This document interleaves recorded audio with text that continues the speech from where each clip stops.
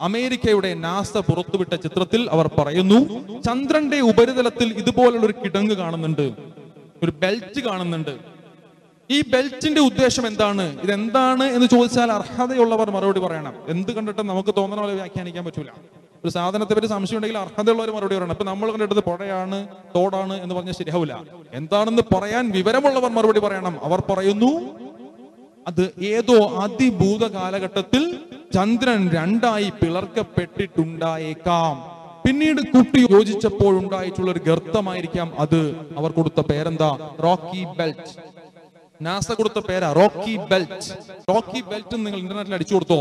ലോകത്തെ വലിയൊരു കറാമത്തിന്റെ ഉടമയാണല്ലോ ഗൂഗിൾ. എന്തടിച്ചു കൊടുത്താലും ഉത്തരം കിട്ടും. റോക്കി ബെൽറ്റ് എന്ന് നിങ്ങൾ ടൈപ്പ് ചെയ്ത് കൊടുക്കൂ.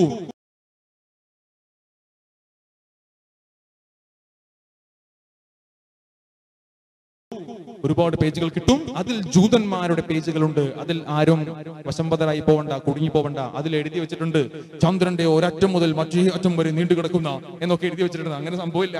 ചില ഭാഗങ്ങളിൽ ഇങ്ങനെ കാണുന്നുണ്ട്. ഇല്ലാത്ത ചില സംഭവങ്ങൾ ഉണ്ടെന്ന് വരുത്തി തീർത്തിട്ട് മൊത്തത്തിൽ ഇല്ലാന്ന് വരുത്തി തീർക്കാൻ വേണ്ടിയുള്ള ശ്രമം.